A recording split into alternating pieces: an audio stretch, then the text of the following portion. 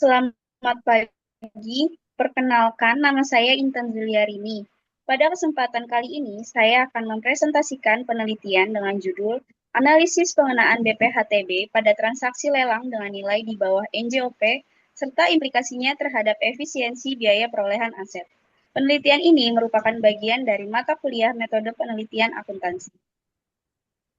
Next.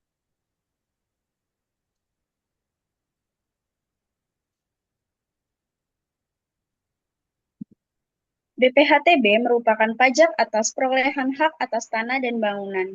Namun dalam praktiknya, khususnya pada transaksi lelang, nilai transaksi seringkali berada di bawah NJOP. Permasalahannya, dasar pengenaan BPHTB tetap menggunakan NJOP ketika nilainya lebih tinggi. Hal ini menyebabkan ketidaksesuaian antara nilai transaksi aktual dengan dasar pajak yang digunakan.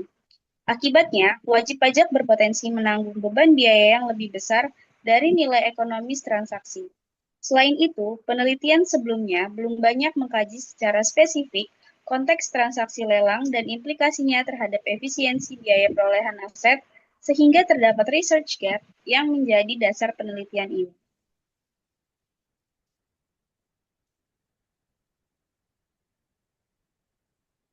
Penelitian ini bertujuan untuk menganalisis mekanisme pengenaan BPHTB pada transaksi lelang, membandingkan perhitungan berbasis NJOP dan nilai transaksi, mengkaji implikasinya terhadap efisiensi biaya perolehan aset.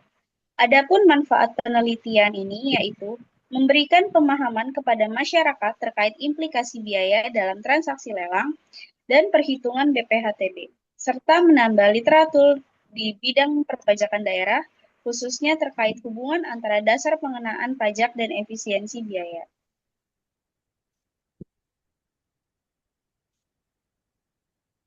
Penelitian ini menggunakan beberapa landasan teori. Yang pertama, teori perpajakan yang menekankan prinsip keadilan dan kemampuan membayar, di mana pajak seharusnya mencerminkan nilai transaksi sebenarnya.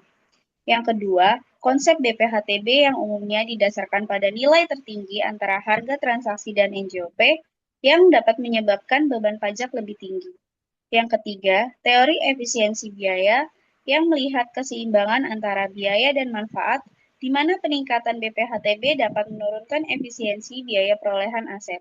Dan yang keempat, NJOP sebagai dasar pajak yang ditetapkan pemerintah, namun tidak selalu mencerminkan nilai pasar aktual dalam transaksi lelang.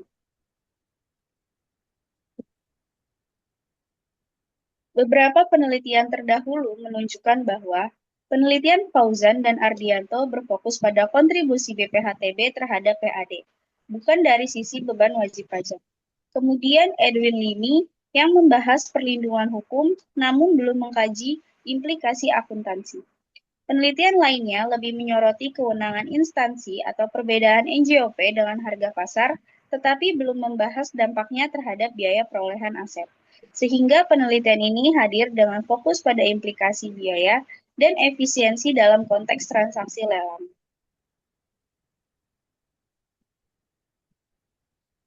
Kerangka pemikiran penelitian ini dimulai dari nilai transaksi atau NPOP yang dibandingkan dengan NJOP sebagai dasar minimum BPHTB. Ketika NJOP lebih tinggi, maka dasar pengenaan pajak menggunakan NJOP, sehingga menimbulkan selisih beban pajak atau excess tax burden. Beban ini kemudian meningkatkan biaya perolehan aset yang dikapitalisasi sesuai PSAK 16 dan pada akhirnya berdampak pada efisiensi biaya.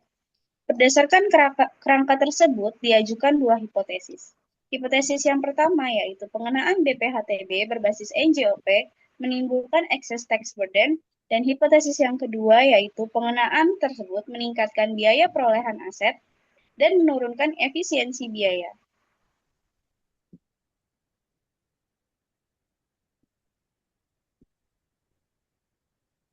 Penelitian ini menggunakan metode kualitatif deskriptif dengan pendekatan studi pustaka.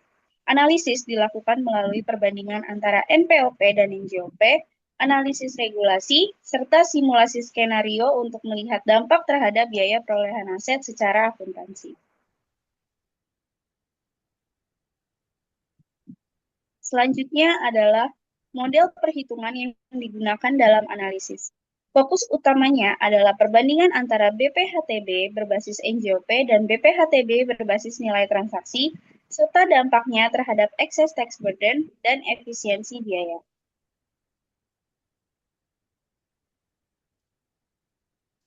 Selanjutnya, operasionalisasi konsep dan definisinya yang digunakan dalam penelitian ini.